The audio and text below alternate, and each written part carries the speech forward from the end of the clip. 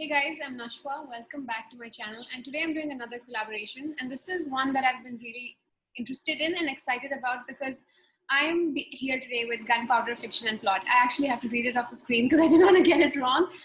Scott, and their channel is very new to me. I discovered them, I think, a couple of months ago. And somehow, for some reason, they only have around 250 subscribers, which it doesn't make sense to me why their channel is so small. So hopefully through this video, you'll discover how great they are, and then you can, subscribe to them.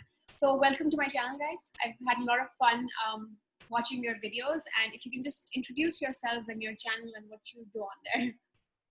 Thank you for having us first. Yeah. We're excited to do this. So I guess we're husband and wife, which I think is, might be obvious. Otherwise, why would I put up with him? Okay, well, we sort of read, I don't know, like lots of genres in the adult fiction. We talk about it. We don't take ourselves too seriously. And yeah, it sort of started as wanting to have more people than just our book club to talk books with. Scott gets to read quite a lot during his day because he audiobooks while he does delivery driving for our business. And I've always been the reader in the household, and he's sort of overtaken me just because he can read so many books in a week, now. So we needed to sort of broaden our circle and get some more people who we could talk books with. And so all of a sudden we're on Booktube, and it is, I know everyone says this, but it's the best community. And I can't imagine not doing this as part of our sort of weekly stuff that we do. Yeah. Now. Yeah, that sounds, because I also try not to take myself too seriously, because I feel like that defeats the point of being, like, I don't want to pretend to be an academic talking about things, because sometimes, like, I don't know what I'm talking about. It's just me and my opinion, on the internet in general, because, I feel if I talk about Pakistani fiction, a lot of people tend to get offended. And I usually preface it with, I'm not an expert. Like, this is just what I think. So I think that's why I like the channel's vibe. Like, I think it's just great that, two people just having fun conversations about books. Yeah, I think if you put yourself out there as an expert, sooner or later, somebody's going to come along smarter than you and point out why you don't know what you're talking about. But also, I think that there's this real, like, almost imposter syndrome among booktubers, where we all say, oh, I'm not an expert, you don't have to be an expert to enjoy and think about literature. That's not the point.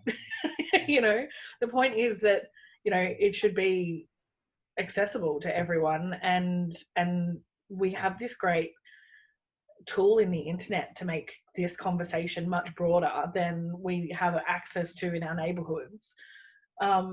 And most people read for joy anyway.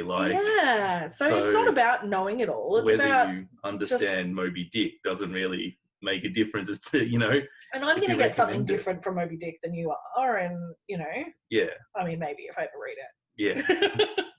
Yeah, I've had that book for about 15 years, I think, and I've never read it. I just have it for a later time, but for somehow in those 15 years, I haven't come up with a later time. Like, there's no perfect time for it yet. Just haven't. Just go to your Wikipedia and search for whales, and that's Moby Dick there. Read about whales. that's sort of what Melville has done. I've got to say, it has gotten pushed down the list after watching Scott read it, because he was so frustrated. I think there for another 20 years until I'm 45, and I'm like, okay, maybe now I should find it. So when I initially reached out to you guys, firstly, thank you for accepting. But what we wanted to talk about today was general fiction in general, but sharing a little bit about Pakistani fiction and what I've been reading.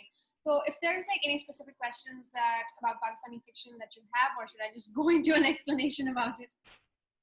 Well, I think one of the series we do on our channel is we sort of put a spotlight on a country that our viewers might not have read a book from, or only read one or two books on, and come up with a couple of books to recommend in that series. So most recently we did the Philippines, where we recommended 4 books from the Philippines. So I think that just getting some general recommendations. Yeah, I think that's really the place to start. I think, especially, I think we take for granted about our own, when reading in our own language, that we understand almost the history of our literature.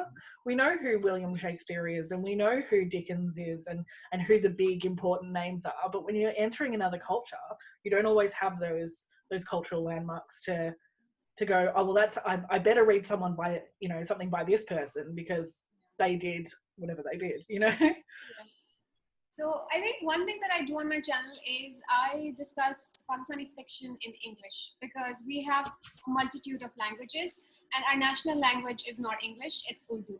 So a lot of our literature is concentrated in Urdu, and it's one of those languages that we know how to speak, we know how to read and write, but after you're 16 years old, you are not required to either study it.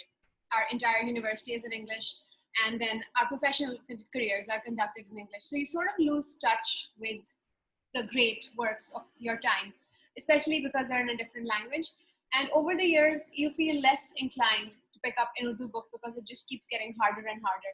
So that's why I stick to English fiction, because I don't have a great grasp over the great Urdu works of our time, because there really are some wonderful works out there. And right now I'm intimidated by them, because I feel like it would really be going back into studying a language that I speak on a daily basis. I read it, I can read it, but it's one of those languages which is so pure, and I don't know how to describe it in a way that it has a different feeling. And a lot of things that get translated are very lackluster. Like they lose a sense of, the beauty of the language is lost in translation. So that's why so far in this year, I'm trying to only tackle Pakistani English fiction. So that's the first thing that I would want you to clarify, because the books that I talk about, they're not representative of the entire country or the entire history of our literature, because there's so much that I'm not talking about, because I don't feel equipped to talk about it. But next year, I'm planning to get into a little more of that and try to read some of Urdu books and maybe talk about them in a bilingual sort of way. So that brings me to English fiction, which is somewhat of a modern phenomenon, because we haven't had a lot of writers write in English before, let's say, 1950s, and our Urdu fiction has existed for a much longer time. So it's much newer. And one of the books that I always recommend to people, actually it's right behind me, it's this one. It's called Ice Candy Man by Babsi Silva. Haha! You guys have it? Yes. It just arrived yesterday in the post. Oh my God, that's amazing. It's one of my favorite books because it talks about the history of how our country was made. I don't know how much you guys know, but it was basically supposed to be the liberation of India, like India as a whole country from the British. And back then the Muslim leaders were like, well, that's not really going to work because the Muslims are a minority anyway. So they need a separate country where they can sort of practice religion and they can be, protected by laws. And that led to a process of creating this new country, Pakistan, out of nowhere. Like it took a lot of political maneuvering and discussions, and suddenly we have this new country. But what happens is when you try to divide a country like India on a religious basis, there's a lot of violence, and it was just a gruesome part of our history where millions of people basically had to cross borders from one side to the other to fit in with where they belong with their religions. So this book basically captures that history really well. And in a lot of ways, it humanizes the process. Because a lot of the times, we read about our partition and we read about it in a very technical sort of way, that this meeting was held and this conference was held and these are the points that, the leader presented. This talks about the people, and it's narrated from the point of view of a 7-year-old child. So the 7-year-old is giving you a point of neutrality. And that's one of my favorite books. That's one of the best things that I like about this book, because it puts a picture which doesn't really paint any specific person as bad. It's just, it is what it is, and then you get to decide who are the villains, who are the good people. So yeah, that's why it's one of my absolute favorite books from this year that I've read. I love. Sounds so good. Every time I recommend a book like this, I feel so much pressure, because what if you end up hating it? But I'm hoping for the best.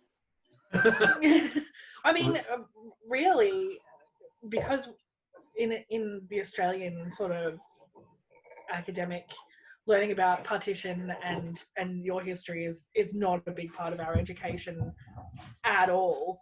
So to learn from sort of a humanistic point of view from fiction about periods of history, I love learning about periods of history like that, because I think it gives you the richest sense of the people equation, not the dates and the meetings and all of that sort of thing. I think historical fiction is a real gateway into the human experience of those important times that have shaped how we live and how our countries deal with and each other and interact. And it's completely, you have to be conscious that it's fiction, but I do think that it's a more emotional way to engage with that sort of subject matter. I think, like, in war, there's no good guys and bad guys. It's way more complicated than that. And having that done through, like, a 7-year-old sounds so fantastic, because 7-year-olds don't judge people; they just observe. So, and also, I love books with little kids in them. You know, like adult books with little kids, and it's just because you have to barrack for somebody, and it's so easy to barrack for a little kid. You know, Scott loves a precocious child as well. Like. Yeah, I love it when the kid tells the adults off. Like, that's my favorite. But, yeah, and a lot of people who I've discussed this book with, they're like, "Oh, we don't like child narrators," and I'm like, "No, trust me, you'll like this one," because people compare The Book Thief. Was it like a child narrator who was not? I mean, I haven't read that book, but I've heard that the child narrator didn't really work for a lot of people, and people have told me that even though they didn't like books like Room, I think it's by Emma Donoghue, which is also by a child narrator. They're like, we were expecting something like that. And this was completely different. And now I feel like the publishers should really start paying me for all this. So, yeah. Yeah. Well, that's why we have the book based on your recommendation on your channel. So but I read like a couple of other books. There was a book that I read, I think it's a 2018 release. It's called Melody of a Tear. Melody of a Tear is a 2018 release, and I found it really interesting because one of the things that I don't like about Pakistani fiction is that they pander to a Western audience, and it's something that I cannot relate to. So there's books like Home Fire by Kamila Shamsi. I don't know if you've read it, but it won the Women's Prize for Fiction a couple of years ago. And it's basically a retelling of Antigone from the Greek mythology, but they've like infused it with a terrorist plot, which is something that our country is known for, and not in the best way. And because it won such a big prize, everyone's like, "Oh yes, we read Pakistani fiction," and that's not really representative of us. I'm not saying that we haven't had issues like that in the past, but to just parade a book that's about a terrorist attack, that takes away from so much of our history and so much of our culture and other issues that we have. Like, there's not always like bombs going off in every part of the city. And I feel like sometimes we're represented in Western media in the worst kind of way. Like, they don't even get the language right. So like, everything already works against us, like the media and shows like Homeland. They kind of work against us because it feels like they don't do their research. And when you have a Pakistani writer, like sort of feeding into that, it doesn't really feel genuine. So that's one of my issues with Pakistani fiction, that it always seems like it's very political for a certain audience, and the local reader is just like, no, what are you kind of talking about? And one of the things that they tend to explore in fiction is, because we practice prohibition. It's a law that came in 1978. So there's like a lot of focus on drinking and alcohol in our books, which is something that I really dislike, because it shows cultural rebelliousness, which is fine, but again, that's not it, right? Like, there's so much other things to write about alcohol in your books, and every book is about like a party culture, and there's booze and everything, and it just gets exhausting after a while, because we don't want to read about that stuff. Like, we want good fiction with like real people and stories that I can relate to as a person living in this country. And one other thing that I don't like about it is, like, I live in the capital, and I've never read a book that's based here. It's so strange that I have never read a book that's based in my cities. So this city was made in the 60s from a hill. Like, they flattened the hill, they made a new city and turned it into the capital. So a lot of our cities are like historical from the British India. A lot of our books are also set there because that's where the publishing houses are. So like, because we're a smaller market, I feel frustrated with the fact that our city has never been represented in fiction. That's frustrating. That's weird. But I feel like Pakistan and Australia might have something in common, because they made Canberra to be the capital of Australia, and it wasn't. It's not a... They were arguing whether it should be Melbourne or Sydney, and they dropped a pen on the map and they moved it to the closest town, and then they moved all the politicians and all the infrastructure. It's halfway between Melbourne and Sydney, which are the biggest cities, and basically the only people there are politicians. But it's the same sort of thing, like it's a made city, and it's actually a really cool city to visit, actually. But yeah. With an excellent zoo. But it doesn't get spoken about. If you ask people who aren't from Australia, they'll tell you Sydney or Melbourne is the capital. And I mean, it's the same with Pakistan? Is it like, does everybody say like Lahore is the capital or something like that? But also going back to what you said before, from a Westerner trying to read about Pakistan, I want to know what it's like I want to know the day-to-day. I want to know what you guys have for breakfast and all the little minute details, just to get a feel for I want to know what are the little things that are different that, does your clothes cost twice as much as they do here, but your food is half the price? Just tiny things that would make it different to live. The books as travel sort of scenario, in a way that you can't actually travel, because I can go to Pakistan, but I'm always going to be a white person experiencing Pakistan as an outsider. Whereas a book gives you that really impossible experience of looking through the eyes of a Pakistani, and if they're not doing that, then one of the things that happens, that's what I want to read, and you don't want to go to another country and then when you eat, they go, "Oh, you're a Westerner. You like hamburgers. These are hamburgers." You don't want you want to eat. You want to eat the food that is prepared wherever you go, because you want to experience the culture. So I feel like that's the same if they're producing books about what Westerners think Pakistan is. Firstly, as a Westerner, I can tell you that I couldn't trust any of our media when it comes to Pakistan being represented. Yeah, that's very true. It's so biased and agenda and horrible. But I do think it's really interesting how publishing houses clearly have this idea of what we already think, and that we want an echo chamber. There's obviously this idea that that's what will sell. And I mean, as someone who spends a lot of money on books, that's not what I would buy. But are we are we the minority in that thought process? I think booktubers in general read 10 to 20 times the books that a casual reader would read, who might be 4 or 6 books a year. Do they just want to pick up a book that they know that they like, and they want to, if Pakistan's in it and they think that there's terrorists, they go, "Oh, it's a thriller." Is that the sort of... Yeah, I guess. And then there are people who watch, what was that show that you mentioned before? Homeland, which I've never seen because that's not my thing. But it's obviously got a following. Are they trying to pick up on the people who are TV watchers? I don't know. Weirdos. And yeah, it's definitely you feel like the publishing houses are catering to that particular mindset because they do want to sell a book. Because some of the books that have won these literary prizes in the international community, it's we find it very strange and frustrating that we know that, if I was to write a book, I would know how to make it marketable. Let me throw in a popular incident that happened in the last couple of weeks. For example, if it would be some sort of violence, okay, I've checked that box. How about I make it seem like I'm smarter than I am, a little more pretentious, and I check that. And if I write in a specific way, then it's bound to get attention. But I feel like that's not genuine. So there's a book of short stories that I'm currently reading. It's called In Other Rooms, Other Wonders. And it's one of the best books because it really talks about a certain mindset in terms of how the poor live and in terms of how, life is on the farms, because you also don't want to just read about the cities.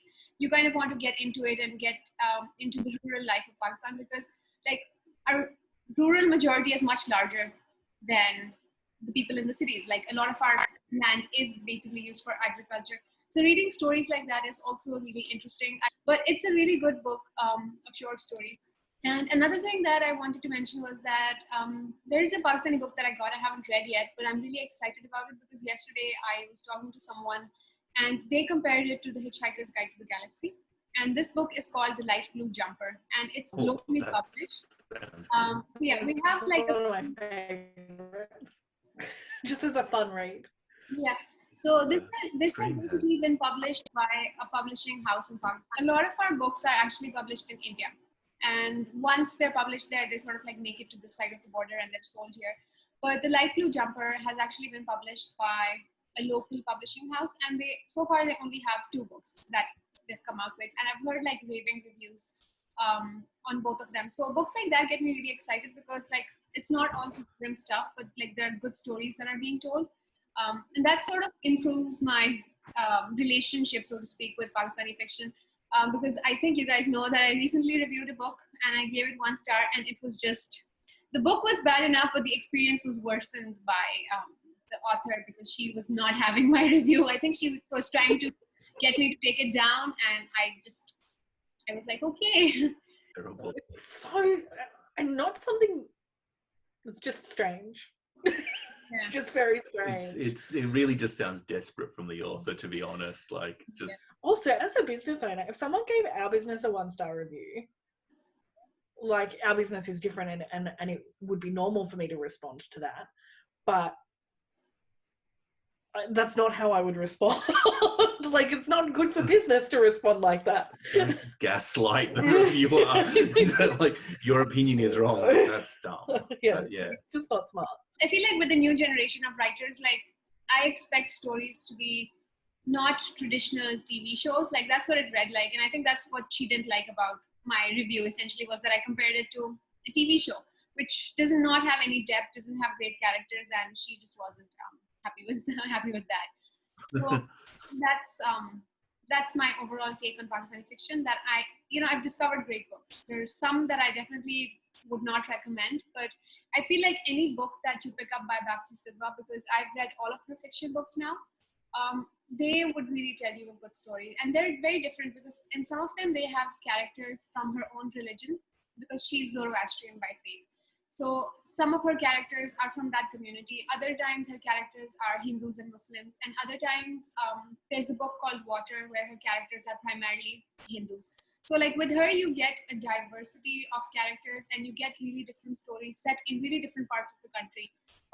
So there's The Bride, which is basically set in the city and then in the mountain area. So you get like a range of books. So for recommendations, I feel like Ice Candy Man would be my top, but any other book by this author, like you'd have at least a relevant and authentic experience. Ooh. Sounds awesome. Changes my TBR every time I...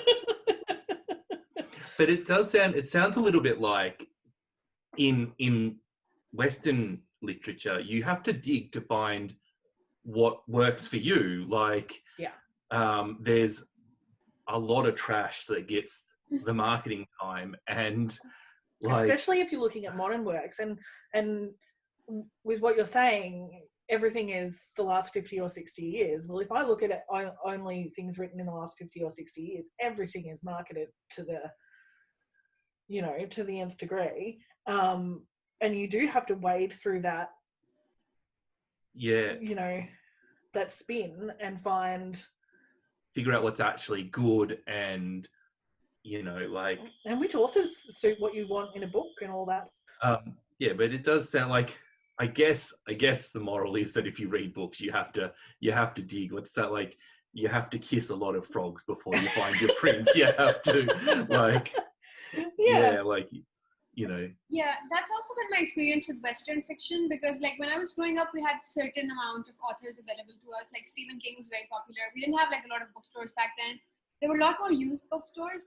So Stephen King, Jeffrey Archer, John Grisham, like the big, I feel like American names, that's what you have. And that's what you primarily associate with fiction, like Western fiction. You just think of America. You don't really think of like places like maybe, authors from the UK, and even like far and beyond. Like I don't think I've ever read a book by an Australian author. Like that's just a shortcoming that I have, that I've never thought of like picking up a book.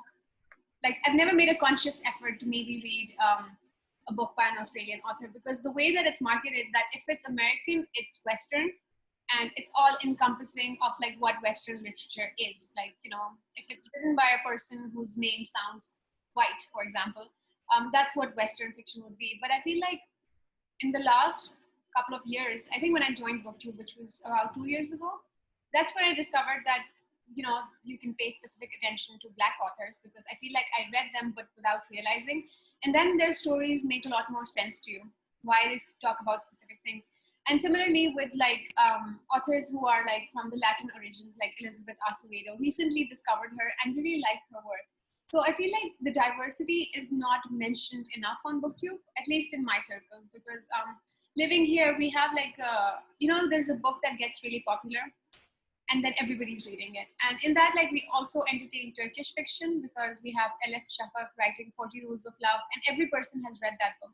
But again, that's not really representative of the Western fiction, right? Well, I think that's something that's relatively new to us as well, like reading Black authors, queer authors, disabled authors, all of the things. I do think I've always wanted to read a book by an author from every country. That's sort of always been on my wish list, but that's not the same as reading representatively. And I think there's a consciousness of representative, and I find it really interesting. Sort of started looking at things like what's on my TBR bookshelf, and even buying what I thought was consciously the dominance of white and even male authors in my bookshelf, which I definitely didn't think would be the case, was really striking, and to the point where I've made myself a rule that I'm not buying any cis authors for the next 100 books. I'm about halfway through, but the next 100 books I have to be from people or queer people, just to make sure that my own library is showing a bit of representation, because otherwise you really are led by what is marketed to you. But I think one of the things you've found is it's hard to determine who writes what. Like for example, James Baldwin has a really white sounding name, but he's a Black man, you know, like. Yeah, but if you look at his titles, I Am Not Your Negro, like, come on. Yeah. But yeah, I think it's often you can like not see, because you don't always have a picture of an author anymore. You can, like, often the work gives it away, but it also, it makes you wonder that when you read literature from Pakistan, for example, are you reading Muslim, Hindu, Zoroastrian, and how different are those? Because I don't have a clue, and that is something that I would love to learn through literature. I've got to say, I had a fascination when I was a young teen with apartheid in South Africa, and I read a lot of fiction that came out of South Africa. But going and quantifying that as an adult, none of those authors were people of colour. I've read people like Alan Paton, who is a white man, and who wrote important things in the time, but it's very skewed as to the colour line in my reading. So I definitely think it's something that you have to be conscious of. Whether you're trying to read representatively or not, knowing the origins of the author that you're reading has to reflect how you take their work. And I think, like, one of the movements that I've noticed since joining Booktube is a lot of people want what they call own voices. So, you know, if you're reading a book about Black people and it's written by Black people, I think that that's actually something that's really new to the way we think, but it's just such a good movement, because, you know, if I'm reading a book by a white man, tell me about being a white man. Don't tell me about being a Black man or being a woman or anything, like, you know, like. Yeah, right what you know is the old. Yeah, right what you know. Yeah, exactly. It's exactly. Yeah. That sounds fascinating, because one thing that you mentioned that I sort of picked up on, that James Baldwin sounds like a white man's name. But for someone who's growing up in this part of the world, they wouldn't know the difference. Like, they wouldn't know the difference between what exactly sounds a white name, unless they're like specific names, maybe you can tell. But someone like James Baldwin and even Alice Walker, like if I saw her books, I wouldn't like, it wouldn't click with me that this doesn't sound black or this. So things like that, like it's a nuance that we're not able to pick on because we just see names and they sound different to us. We wouldn't really, we wouldn't be able to tell if this was like a black author or this was a white author. But I'm curious to ask, like, what are some of the Australian books that you would recommend which are actually representative of the country? I think a book I read earlier in the year, it's a non-fiction book, Dark Emu by Bruce Pascoe. Bruce Pascoe was raised as a white man, and when he did some genealogy, he found out that he had Aboriginal heritage and became super interested in that. And his book Dark Emu sort of was a little bit of a hand grenade, like politically, because it pointed out how we have misrepresented the Aboriginal people pre being colonialized by white people as being, hunter-gatherers, savages, sort of. Yeah, that's a horrible word. But very much, even like modern primary school, high school education paints this picture of Aboriginal people as a nomadic, very unorganized, I guess, civilization that is tribal and not structured. And Dark Emu is sort of an expose of that idea as just being completely incorrect, and a discussion of the fact that the reason we're taught this idea is because Australia was founded on the idea of terra nullius, which is the declaration by the British that there was no government here. There's no people here. Yeah, no people here. No people here. Which obviously completely erases the native people. And all of this that we are taught about our first people is to sort of reinforce the idea that they weren't settled, they weren't proper, they weren't real people, And it contradicts a lot. Like one of the things it goes into is agriculture and farming that Aboriginal people did, and it completely contradicts what I was taught at school. Yeah. And so that's fascinating to learn about that. But other books I would recommend would be, I guess, your favorite author, Tim Winton, is so over the top Aussie. He's very, I mean, he's a white Australian, but he's an environmentalist. He's an activist, and so a lot of his writing is rooted in the geography and the landscape, and his description of Australia is very evocative. It is if you want to know what it's like to be in the summer in Australia, then read anything by Tim Winton and you'll get an image and a feeling for what it's like to be here. Whether you like his fiction or not is a matter of taste, but his images are spectacular and do sort of give you a bit of a flavour for what Australian life is like. I don't really read a lot of Australian fiction, to be honest. I must confess, the fiction that is marketed to us tends to come from really two places, America or the UK, or maybe Canada gets grouped in with America and marketed together, but maybe that's it. Yeah. There's not too many big Australian authors, I guess. Yeah. I really think that Tim Winton is probably the... Yeah, Tim Winton is who we get taught at in school and that sort of thing. Yeah. So, yeah, that makes me really interesting in both of the books and Tim Winton as an author, but especially I think you mentioned Dark Emu and NonFiction November is coming up, so that's a book that's definitely on my radar, because also like in our history we don't really study about Australia. Like it's either all of concentrated in Pakistan or it's about the British, and even American history. Like I didn't study the details of American history or how it came into being up until I was in university when I was taking a course on American politics. So a lot of our history is so localized that we don't actually realize how much is going on in the other countries. But also, like, one thing that, you know, how I always have this, like, the British kind of messed everything for Pakistan and India. Actually, I hear you talk about Australia. A lot of, like, the erasure of history and to portray their own voices. Like, a lot of our history tends to be very similar because colonization was basically civilizing the people who weren't essentially white. Like, it was basically a phrase that I would come up in my courses a lot was the white man's burden. Like, nobody asked you to come here, but like the point of you know, the responsibility of civilizing and wherever, like, it's all over in Africa, it's in Asia, it's like parts of it.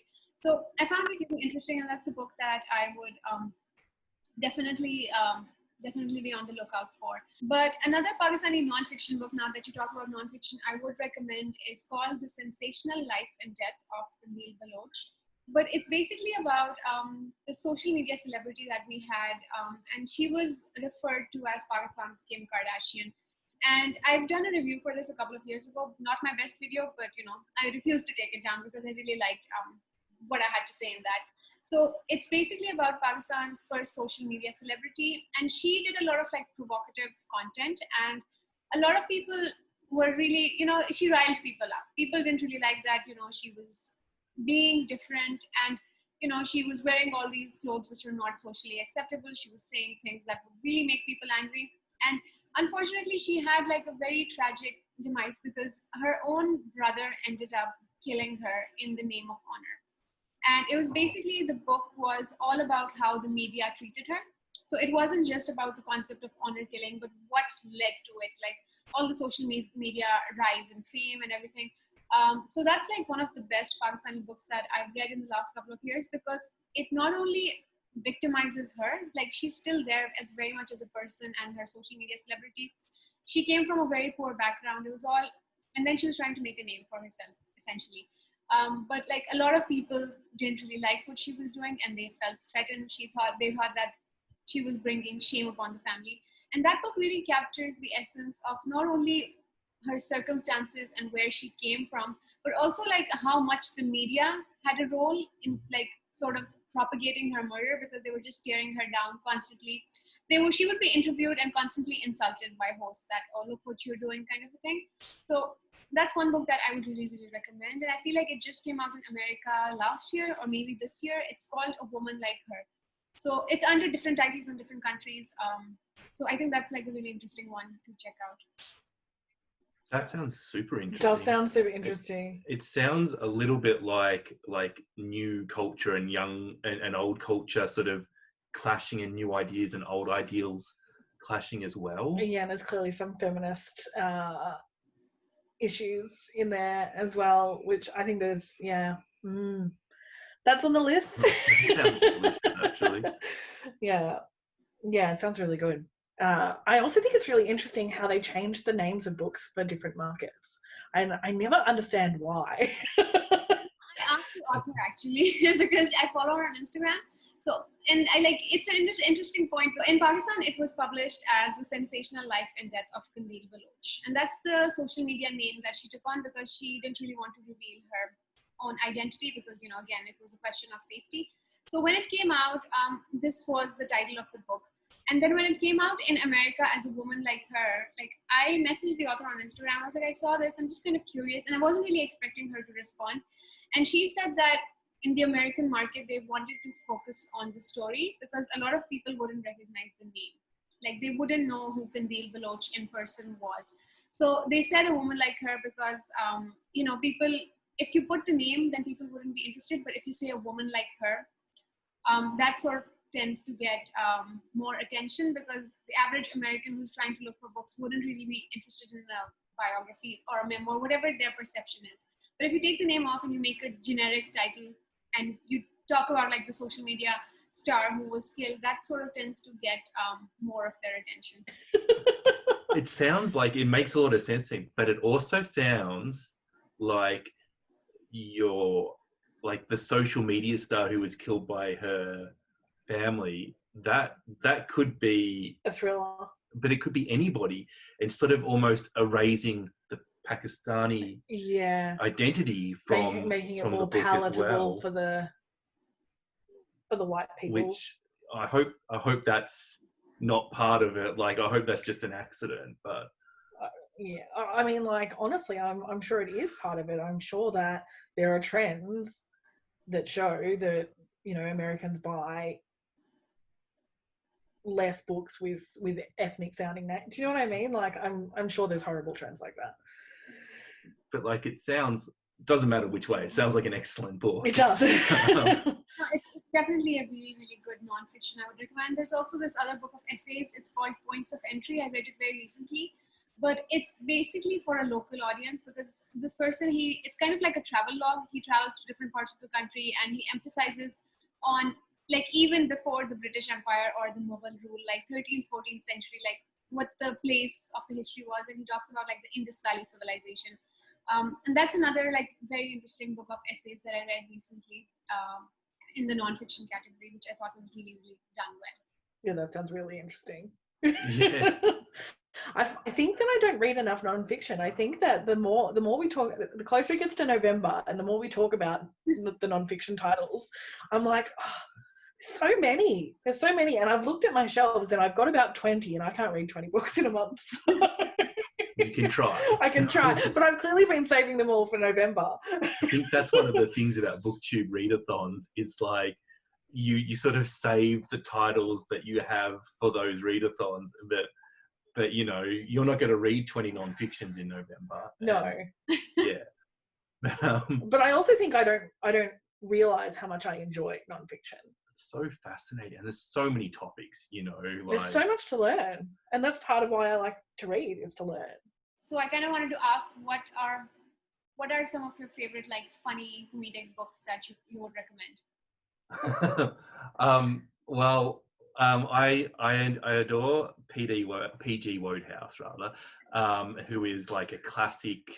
He's probably you know, his work's probably over 100 years old, some of it now, but he wrote the Jeeves and Wooster books, which are set in England, and is about Wooster is like this ridiculously upper class rich man who doesn't need to work, and Jeeves is his butler, who is ridiculously smart, and Wooster gets into all sorts of scrapes that are not really scrapes by anybody's standard other than his, and Jeeves always comes up with a way to manipulate it, and I enjoy that series. I enjoy Wodehouse generally because he's not too serious.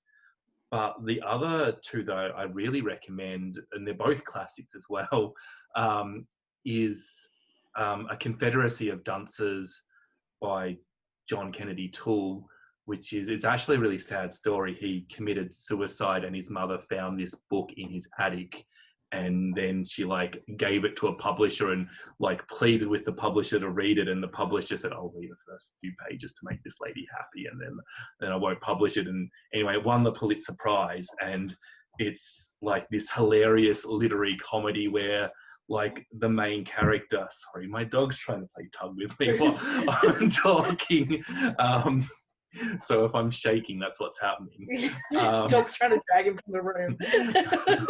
Come and play. I'm just trying to keep him quiet. But yeah, like the main character is just this parody of society, and then he picks on society, and at one point, like he's unhappy with his boss, so instead of like complaining about it, he plots a military coup to take over his boss. Like it's ridiculous. And the other one is Catch-22, which is such a funny book, but it's I think this is so good because it's an anti-war book, and it balances this like absurd comedy with the serious, but it does it in a way that is true to both, which is, and it points out how silly war is essentially. So that would be what I would recommend to people as a start for reading funny. I've got to say, I don't read many straight comedies, but I like books like that have a funny side, and I think that we forget that humor is a big part of most really good writers.